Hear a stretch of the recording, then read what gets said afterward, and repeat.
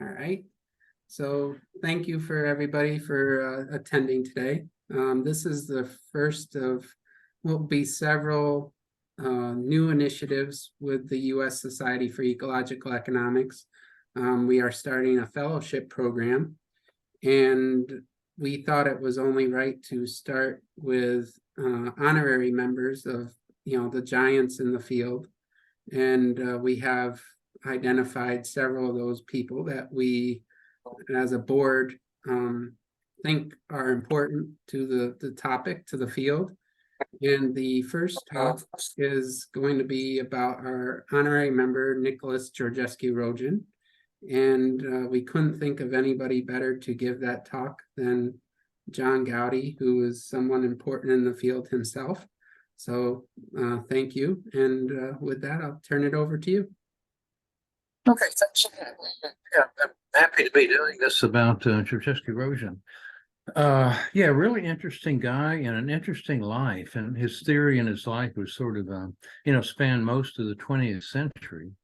Born in Romania in 1906. And I thought in this talk, I'd touch on some aspects of his work that probably most people don't know about, especially his, utility theory, peasant economics, and so on. This early education at the Lyceum, however you pronounce that, Luca here, this was really important in his life. He wasn't a peasant, but he grew up in a poor family.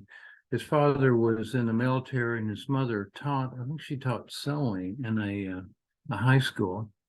But this Lyceum it was hard to get into, and he got a special scholarship for for families. But his training there apparently was top notch. It's like a high school. I guess that's the closest in the U.S. we would say. But he learned a lot of math, and a lot of his teachers there went on to become well-known university professors. From there, he went to the University of Bucharest and did very well, of course. He told me one time that he actually learned more at the Lyceum when he was a teenager than he did at the University of Bucharest. From then on, he just got one scholarship after another, because of his, I guess, brilliance as a student.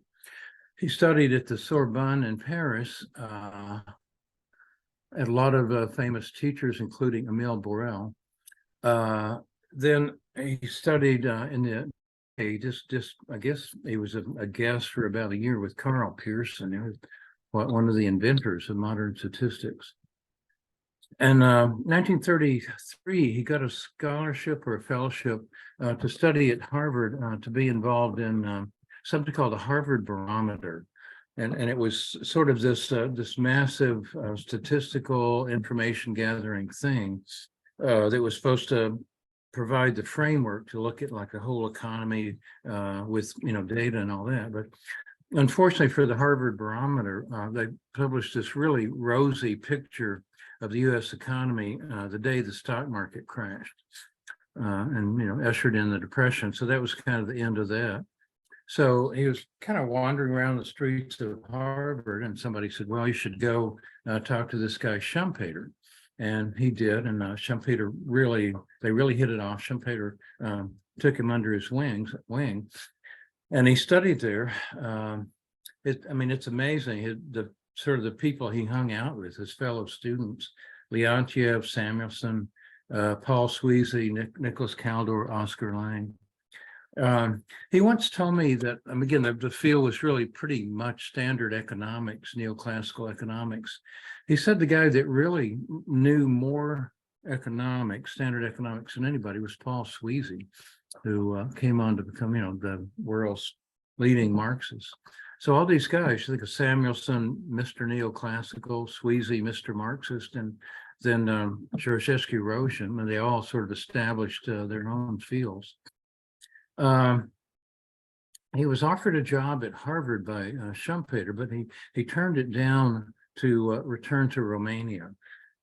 He later said that was one of the biggest mistakes in his life. But he was very socially conscious person. He felt like he owed it to his country to go back and try to do something. He ended up he ran into trouble with first the fascists. There's something called the Iron Guards Just Nazi group, neo-Nazi group active, I guess in the 30s. And then the communists took over and he had, got in trouble again. So he had to flee in 1948, I think, with the help of the Jewish community. Then he got back to the United States and took a job with Vanderbilt University in 1948. The Harvard opportunity had dried up. So he spent most of his career, about 30 years at Vanderbilt. I got to know him, in the late 70s. He was a visiting professor every fall semester at West Virginia University. So it was just a lucky accident on my part.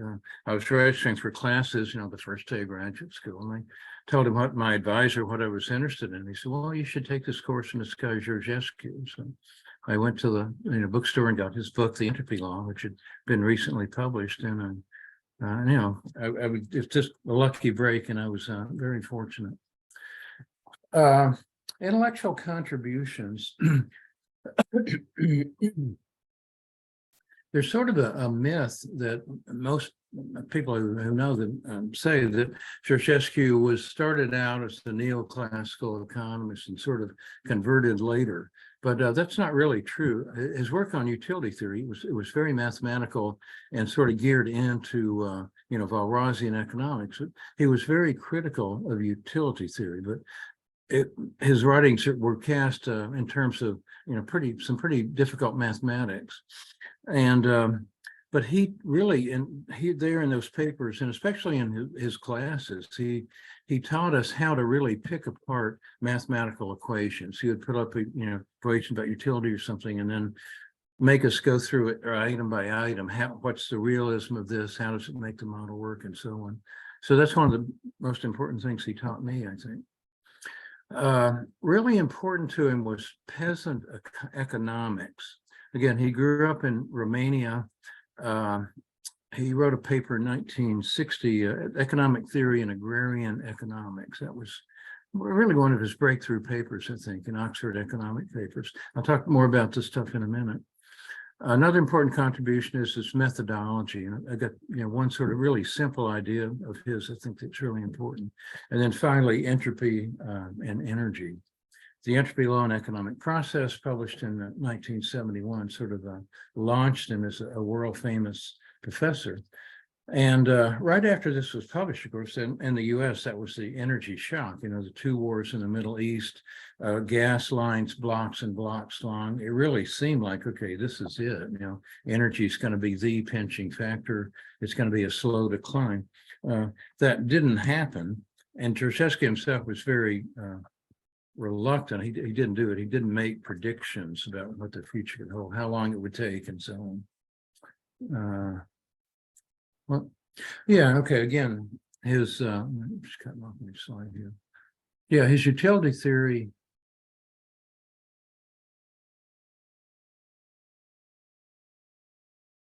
Reading my slides, let me do this.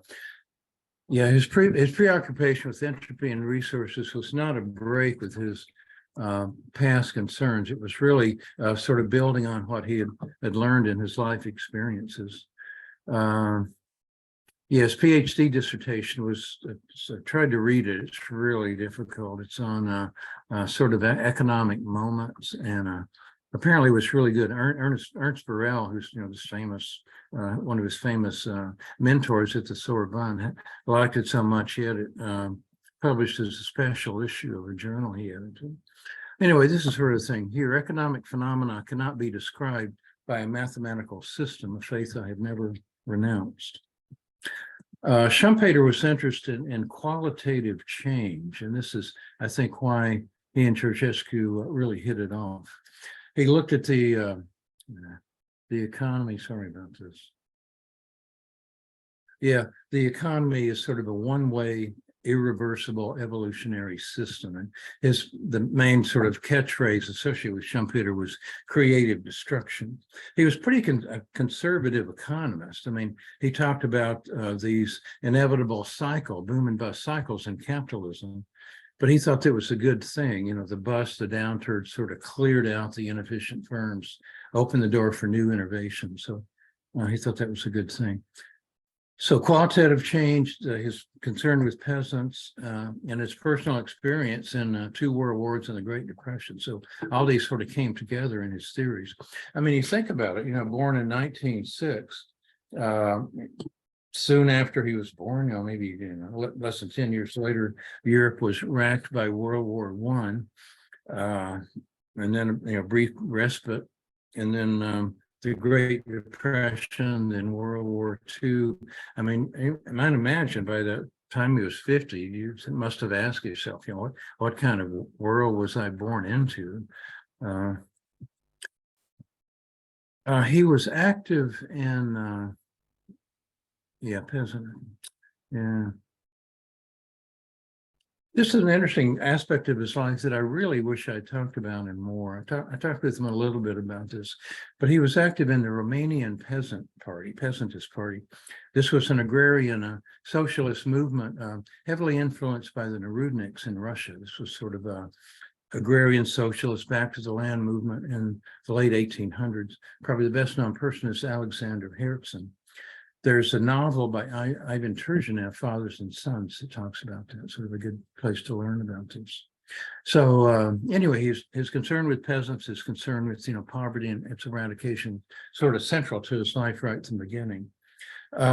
Peasant also, he got the idea of entropy, and I tried to find a quote, but I couldn't locate it. But he recalls when he was walking across a bridge in a field near like a farm, and it had just rained, and he observed the soil in the river, sort of, or the stream, being washed away. And he said, that's when it sort of started hitting on him, the fact that economic activity degrades the natural world as one way irreversible thing. And he saw the peasant economy as sort of being a unified system. I think he got his idea in a fund flow model, his idea of social systems being a unified whole. This all came from his concern with peasants and peasant economics.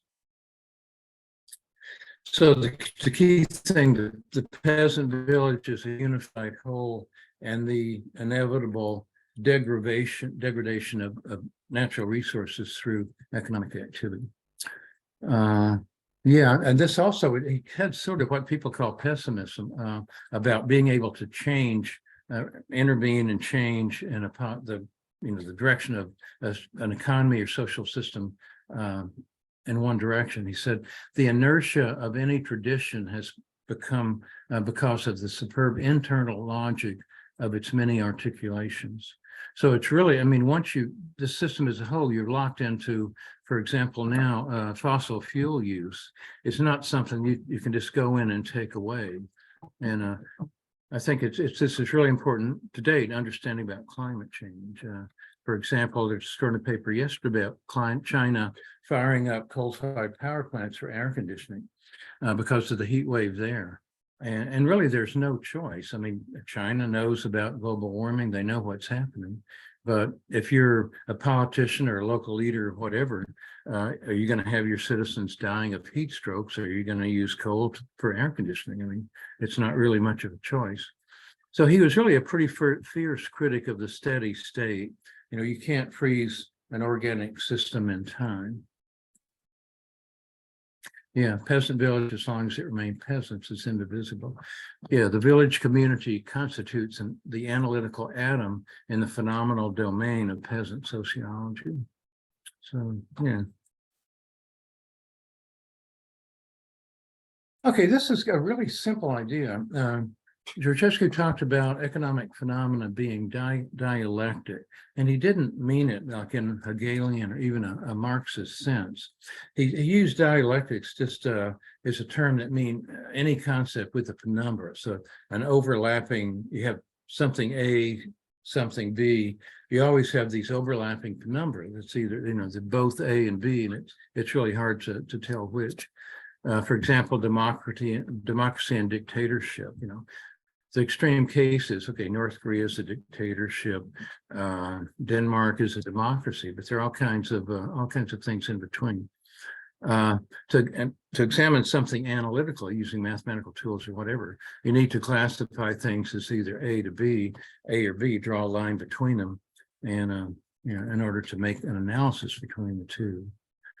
So again, really simple diagram, and this has sort of stayed with me for decades. And over you see too much time is wasted by arguing whether something is A or B. I've lately been really interested in human evolution. So, and there's a lot of it seems like meaningless discussions going on, like the evolution of Homo erectus to Homo sapiens. It took about 1.5 million years. And early on, 2 million years ago, 1.5 million years ago, you can say, okay, this is Homo erectus. It has these characteristics. Modern humans, they have these characteristics. But again, you have this long period where you have, some of both branches off that become different species than either one of those. But still in the literature, there's a lot when they find a new fossil arguing whether it's Homo erectus or Homo sapiens or something else. The transition from hunter-gatherer to agriculture. There's a definition of a hunter-gatherer economy, no agriculture, mobile, small groups and all that. On the other side, you have like large state societies that practice agriculture, but all kinds of transitions. And people look at the transitions to make arguments about the other two categories, and it's really inappropriate. Capitalist or socialist, again, it's increasingly hard to make a distinction. Yeah, this may be a quote, I don't know. In order to analyze any economic phenomena, it's always necessary to make arbitrary divisions in what he called the seamless whole of human existence. There's nothing improper about doing this, but you have to always keep in mind what you're studying, where is it proper to draw the boundary and classify something as either A or B. One problem he had with neoclassical economics is it takes an analysis of exchange in a market economy and applies that to, really any economic or social problem. And okay, energy and economic myths. The economic process is a one-way street. Resources come into the economy and waste goes out. Economies are evolutionary, not mechanical. He was fond of this quote by the Greek Heraclitus: "You can't step into the same river twice. Everything is always changing." And there's a nice chapter in Entropy Law on this, on change, quality, and thought. So evolution and evolutionary phenomena. He again argued forcefully. Economic change is irreversible. It's irrevocable. You can't go back in time and recapture a system that was in place 10, 15, 20, or 100 years ago. The elements are interrelated, self-reinforcing, and all that. And the human economy is subject to the same opportunities and constraints that face other species. We're not above the laws of nature. I think this last thing is sort of it was really the starting point for ecological economics with Georgescu and Kenneth Boulding and so on. But, we've really gotten away from that. Even in ecological economics, there's a strain that sees humans as different and somehow above the laws that govern other species. So anyway, evolution is a one-way street. Resources going in and waste coming out, movement from order, low entropy, to disorder.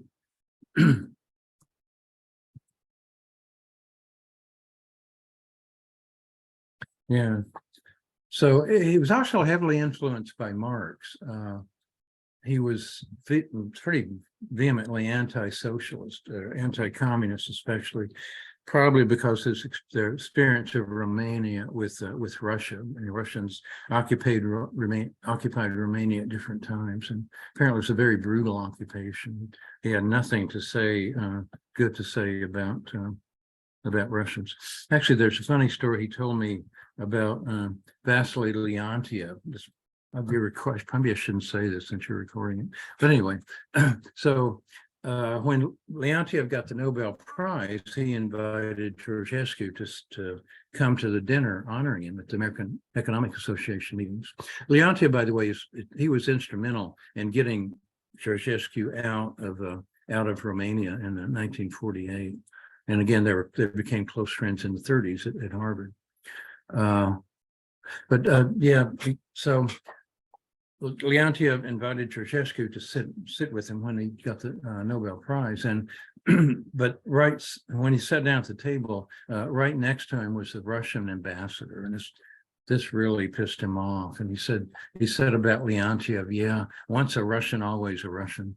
So, and this was a friend of his. So interesting story.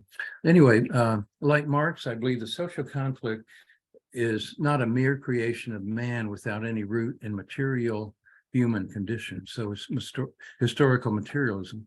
But unlike Marx, I consider that precisely because the conflict has such a basis, it can be eliminated neither by man's decision to do so, nor by the social evolution of mankind. So this is why he's referred to as an entropy pessimist, or some would say realist. Yeah. All right. So his contribution to ecological economics, he greatly influenced Herman Daly, although Georgescu had a lot of problems with the steady state and especially sustainable development. And he called it snake oil. He was pretty adamant in his denunciation of sustainable development. Bioeconomics, this is the name Georgescu gave to the new science he wanted to establish. And an important thing that happened in the 90s was the formation of a European Society for Bioeconomics. It brought together a number of young ecological economists. I was young back then, pretty young. Koza Mayumi, Martina Salier, Inga, Michal Dimitrescu, who was a really nice guy. He really spent about a week or so showing me around Romania in the 90s. Mario Giampedro, Silvio Funtovitz, Jacques Greneval. All these people were present at these meetings organized by Constantine Dragón. And they were pretty nice. I mean, some were in a villa in Majorca. He had this huge villa in Rome. And, we were wined and dined, and it was nice. Dragón got his money actually in oil and gas in Romania. Georgescu didn't want anything to do with this, of course, and he refused to participate in the bioeconomic organization for a number of reasons. So anyway, this was, I think, this bioeconomics organization and those meetings and the, just the contacts. I've worked with a lot of these people, and Inga has too. So it's really important. It's really interesting. Out of that, I think, came the degrowth movement in France and Italy in the early part of this century. It recognizes Georgescu-Roegen its main intellectual feature. Yeah, John has worked with Mario and Silvio too, isn't it? Damn. Okay. So I think now, again, this is really a good time to sort of go back and look at Georgescu-Roegen's work, without being sort of a slave to his ideas. I mean, he did apparently make some mistakes in his, for example, his fourth law of thermodynamics, claiming that the entropy law also applied to matter. I don't understand the physics of it, but apparently there's some mistakes in there. There's Robert Ayres and others who pointed out. But in class, he used it just as sort of a metaphor. And the metaphor used was tires, the rubber from tires on highways. Theoretically, if you had enough energy and enough time, you could go to the highways, scrape up all the rubber and recreate the tires. But, it's not going to happen. There's not enough time. There's not enough energy and so on. So the way in class, he talked about it, not as a sort of a hard law, but yeah, sort of a metaphor. Yeah, I don't want to get sidetracked here. Okay, so Georgescu-Roegen's work is a good place to start. Evolution, go back to biology, both theory and empirical research. Evolutionary theory, evolutionary research, I think now it's become sort of the go-to science for people that study, the evolution of science and the scientific method. It used to be physics, physics was a model for science. Now it's evolutionary biology, especially in study of living systems, including economies. Yeah, sort of this idea, Georgescu unifying holism and reductionism. He would always go back and forth. So, he didn't really believe in a sort of holism reductionist dichotomy. You need to go back and forth and use findings from both to reinforce research in the other. So again, I think these are sort of the two main things to take away from Georgescu.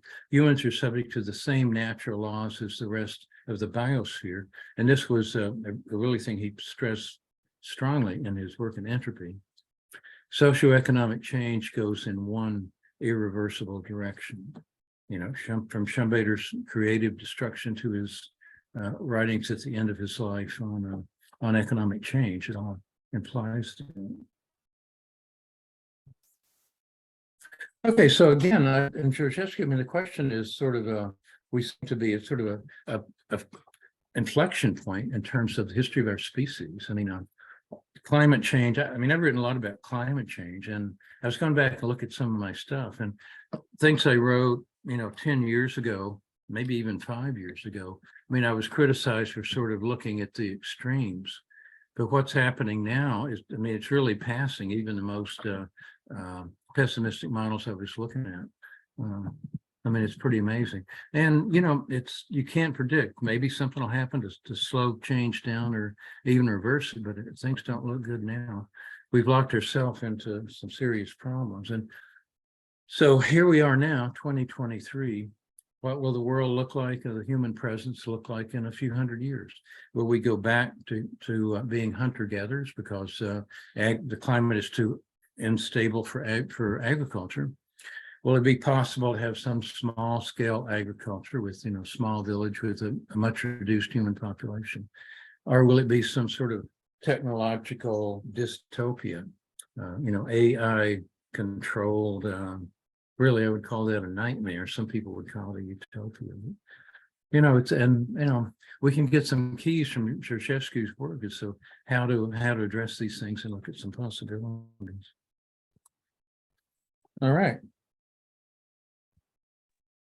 That's it. Well, thank you. That was great. What I thought I'd do is open it up for questions. Okay. You can either unmute yourself and ask your questions, or if you want, you can type it into the chat box. And so if anyone has a question, go ahead.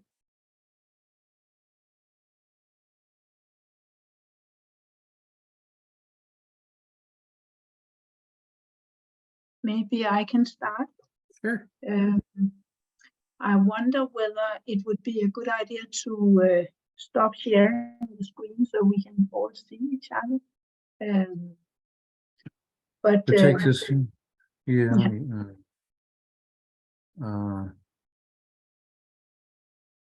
Okay. Yeah. Then we can all see each other.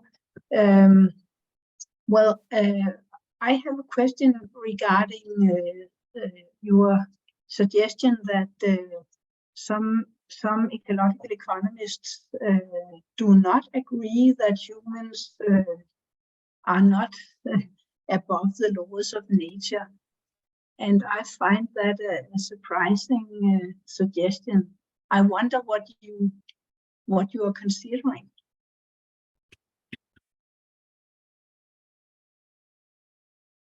Yeah, Herman Daly is the main one. Herman Daly thinks that God made a special creation for humans. And that's that. And he also thinks that life couldn't have originated out of non-matter with intervention of God. And he also thinks that God will deliver the steady state. So his whole vision of that is really based on, kind of fundamentalist religion. He's really written over and over again, attacking evolutionary biology from a creationist point of view. I'm writing a paper on that now. and I'll send it to you when I have a good draft of it, probably in a couple of months. But it's really pretty shocking. Yeah, so that's what I was referring to there, Herman Daly. I mean, I hate to speak ill of Okay. the dead. Last I spring, think let me just Tim, go with this. I don't want to muddy the waters with Georgescu with talking about this, but last spring, I reviewed a paper by Herman, and I rejected it because about a third of it was this creation stuff. I mean, straight up. In the U.S., there's something called the Discovery Institute, which pushes the teaching of creationism in the classroom in the U.S. And that's where Daly gets his information. I mean, it's not accepted by any reputable biologist. You know, it's pretty bad, and that's the basis for his steady state. I think that's interesting. Yeah. And, I think Yeah. I actually just tend to, when I read papers by Herman Daly, I Yeah, it just do seems. I mean, away I with think. that. So I guess Yeah, I mean, yeah, I I'm mean, it's been not so much aware of that, and I think that you will find nobody. It's very amazing. few Nobody people is in really. Yeah, ecological economics who will actually nobody. agree Yeah, on. yeah, and you know, I mean, they're religious people that accept evolution. It's not necessarily a contradiction. Yeah, I'll send you an email. I think I still have your address. Thanks. Yeah, yeah, but that's a good question, and I'm sure people wonder why I said that. Yeah.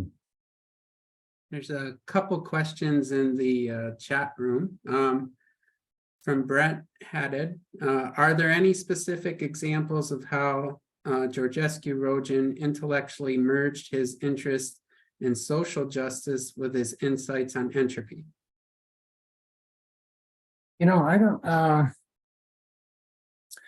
I guess it was his study, his peasant economics, and again, I wish I talked to him more about his work with the Peasantist Party. He was actually a member of the Peasantist Party, and he was a delegate to some convention after World War I, representing Romania and the Peasantist Party. Yeah, so he was very interested. I mean, he was he didn't talk a lot about social justice in class. It was mostly straight economics and talking about the entropy law in physics. Yeah, I can't think of any sort of instance where he got into social justice. And he also taught, that's one of his criticisms of the steady state, was that it would freeze the poorest people, the poorest countries into this bad position they're in now. We have one more, and then we'll go to John Erickson and Peter Victor. Next question is from Rigo Melgar. The difference between technological optimist and a pessimist. No, that's a pretty broad question. Yeah, I mean, technological optimist. I mean, it seems to be legion now. And Georgescu-Roegen, I mean, he was really ticked off that if you said something optimistic about the future, it was you got listened to, you got published, and all that. If you're pessimistic about the future, you didn't. And one thing I'm interested in lately, working with Lisa Kroll, is ultra social systems, about the human economy becoming a superorganism and all that. Well, there's a whole school of thought out there that says the superorganism is going to lead us to utopia. We're going to have this utopia where you have this kind of collective mind that everybody will be fed and cared for because this thing will take care of us and give us food and water and whatever we need. I don't know. It's crazy stuff, but it's really taking off. And then the pessimists, of course, there's a lot of those. But an interesting case is David Wallace Wells. He wrote an article about climate, or a book about climate change. It was pessimistic and attacked for being pessimistic. He's since become, I think, a columnist for the New York Times and really popular, but he's modifying his views now at the end of his articles now, he puts in this optimistic thing. Well, if we all work together, we can change things and everything will be fine. So, but that's sort of the prevailing thing. And even now you read these articles, really pessimistic articles about climate change. They always end, well, it's not too late. If we all work together, we can change things. So, yeah. John Erickson. Yeah, thanks, John, for this. I always learn so much and thinking about the life and times of these economists. My question is it builds off Arrigo's a bit. In his writings or knowing him personally, what would you say his view on human agency is? I mean, when I use his material in the classroom, students' reaction to it is often that it's very fatalistic, or Yeah. it's very deterministic, like that there's no, there's kind of, no hope. I mean, is I would that? say that agencies, it's a really interesting topic, and it's sort of hard Yeah. not to crack. Again, maybe I'm putting my thoughts in here, but I think he would say that individuals certainly have agency. Evolution, natural selection, all that. It depends on choice. I mean, the whole thing is choice. Yeah. You can make right choices and wrong choices. If you make wrong choices, whatever happens, your genes leave the gene pool or whatever. But there's we have a lot of discretion in how we act, what we do. Okay, then to modify that, okay, we all grow up in social systems with certain values, and you can't go too much against the norms of that social system. And this is good. It unifies societies and neighborhoods, families, whatever. But a real interesting question is how much agency do cultures have? One of my favorite quotes I've used a lot is by a guy who wrote a book, A Short History of Progress, Ronald Wright. And he gives the example of Cortez landing in Mexico City. Okay, so you have these, and being welcomed by the, whatever they called it, the priest and the ruling class. But he makes a point, okay, both coming from two civilizations that were evolving independently for, 4,000 or 5,000 years. But yet Cortez could look around. He saw kings, queens, courts, markets, irrigation canals, education systems, writing. I mean, it's pretty amazing the detail that evolved from those beginnings. So there's something mechanical, there's something mechanistic going on. How much, again, how strong that is hard to say. I'm sure there's some culture to culture and time to time. But I think we exaggerate way too much the control we have over our economic system. Things change very slowly. But on the other hand, I read this thing yesterday about interracial marriage. In 1960s, recently it was 1960, something like 95% of the public disapproved of interracial marriage. I mean, now it just seems ridiculous, right? I mean, that surveys show it's almost universally accepted, maybe 95%. The acceptance of, lesbians, gays, so on, LGBTQ, that's just almost overnight that happened. These are sort of positive things. So yeah, these changes can happen pretty suddenly. But that's a great question. We should write a book about it. I think next is Peter Victor. Hi, Peter. Hi, John. Thank you for the very interesting presentation. I found it really informative and stimulating. Having, as you know, written a biography of Herman Daly, I feel a little bit of an obligation to respond to some of the things that you say. I reviewed your book favorably. Well, I know, and we're good friends. It doesn't mean we have to agree. Yeah. I do agree with you that Herman's views on religion were problematic, certainly not my views, idiosyncratic, you might even say. But I think the differences between him and Georgescu-Roegen about the steady state economy have been grossly exaggerated.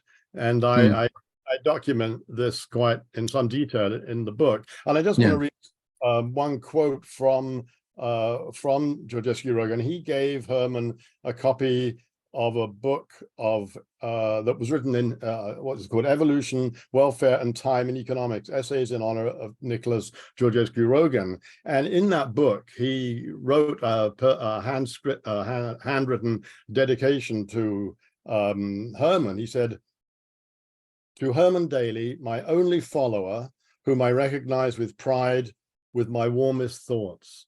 Now, I think the situation is, and that was after his critical essay of about the steady state economy. Herman was quite clear that the steady state economy was not something that could hold in perpetuity. It Yeah. was, in many places he says this, and I think that the difference between has been unfortunately exaggerated, and and I think Herman at least should be credited with doing more than probably anybody to popularize Oh, definitely. on economics. Because ecological economics wouldn't exist without Herman. I think it's not helpful to keep hammering Herman on an aspect of his thinking, which I think has very little resonance with ecological economists. I don't know anybody else who holds those views that Herman held about religion. And just to recognize that it was a dilemma for him, because at the same time he would say, of course, economies have to follow the laws of physics and biology, and economics should be founded in biology. He said a lot of those things. So I'm just a little bit nervous that you are continuing perhaps to exaggerate the difference between them, whereas really it's the commonality that's important. However, that's just a statement. My question is... I don't agree. I'm writing a paper I'll send you. Herman, Georgescu-Roegen had a reputation as, and I never met the man, regarding his character, being a difficult person. I wonder, could you give us some of your impressions about him as a human being, as opposed to being the brilliant? I'm glad you asked that question. He was so nice to me always. I mean, I was there, and I remember the first class, he liked me because he would ask questions about anything. First class, he started asking questions about George Orwell. And I could answer those.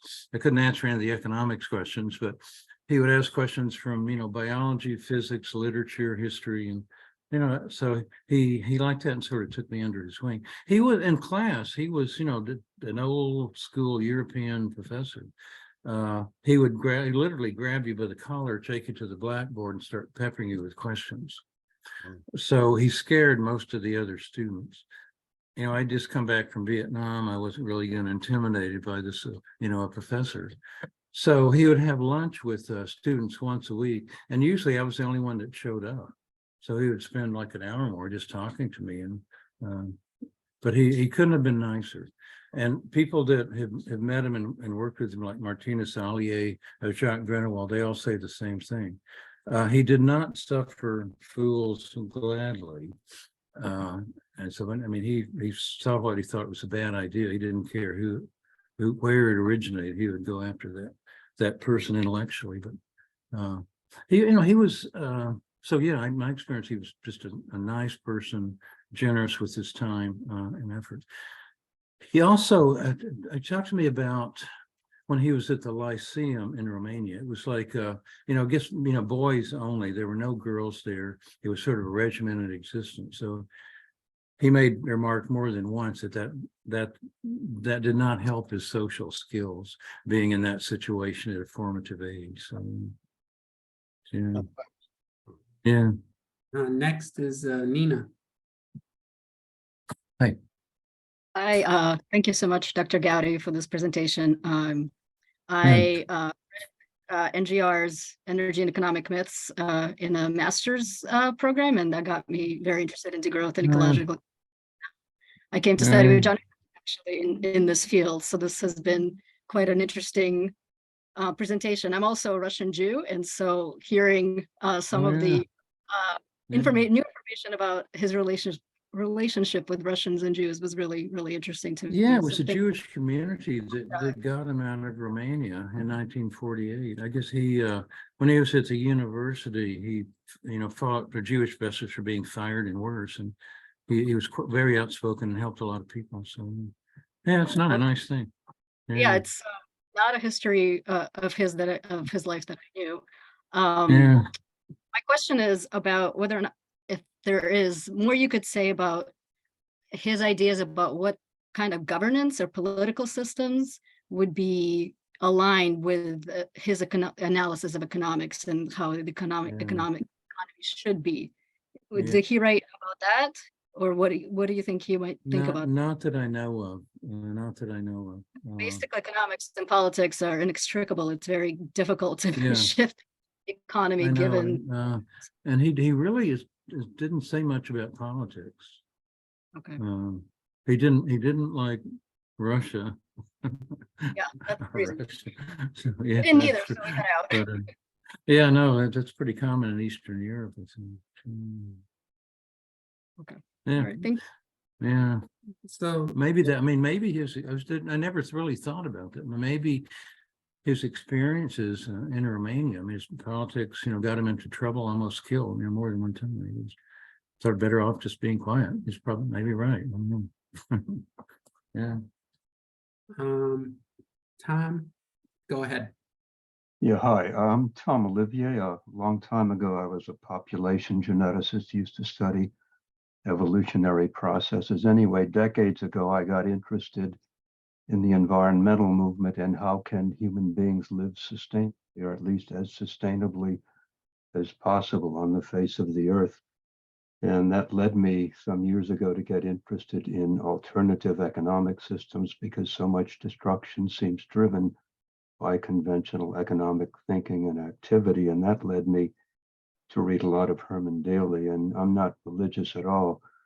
And I certainly would notice when Herman would bring up religion, but I just wanted to say, and I think concur with Peter Victor's comments, that it seems to me that much of Herman Daly was to say that conventional notions of economic utility are insufficient to capture things that matter in human life. And he suggested that religious values could be a sort of source of ultimate value, but I didn't have a sense that his interest in sort of religious final values in any way really corrupted most of his thinking on economic issues. Anyway, that's my 2 cents. I disagree, but let's leave it at that. Inga.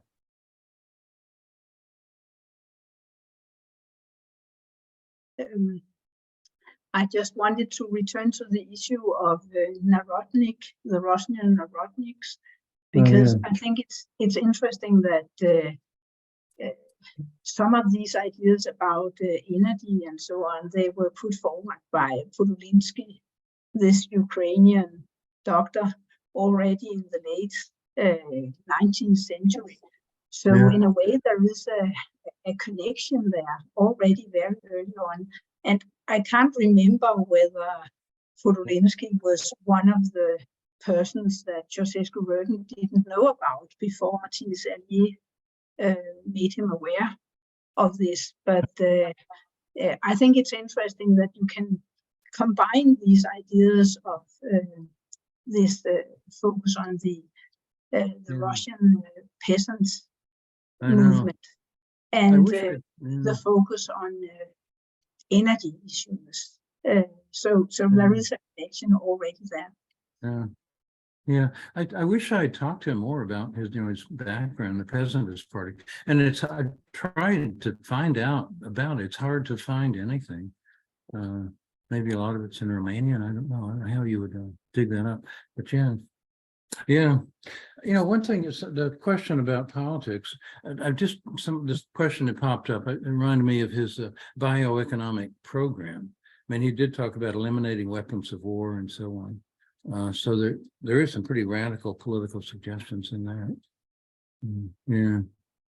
So Feed people, yeah. I'll ask the last questions. Twofold.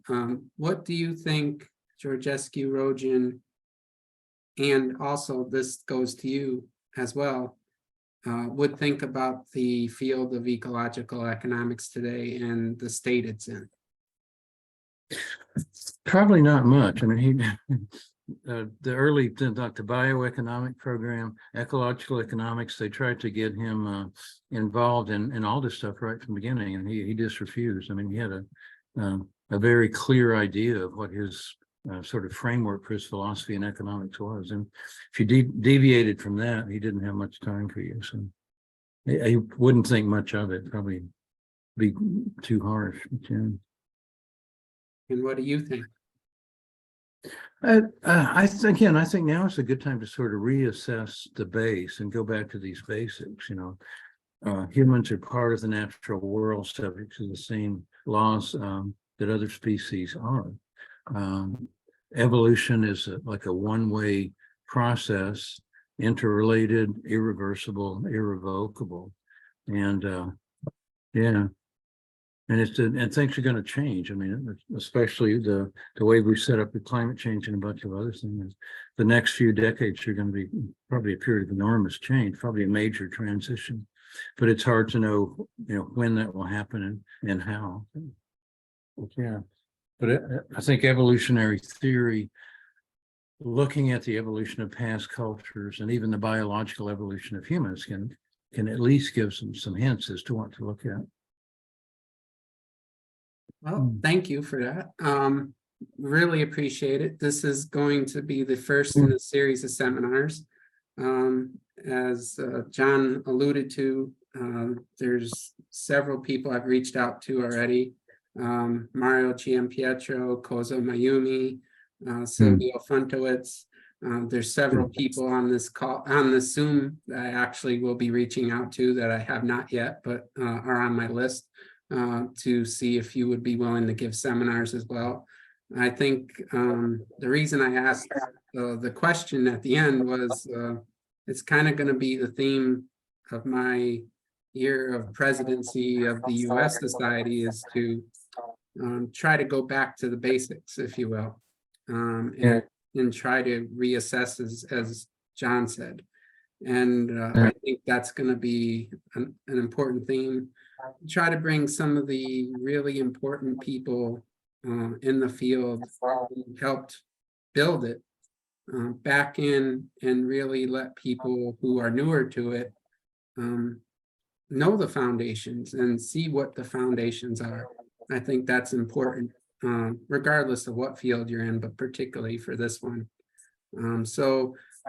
Those of you on the call, there's some I'll be reaching out to and pestering to give a talk.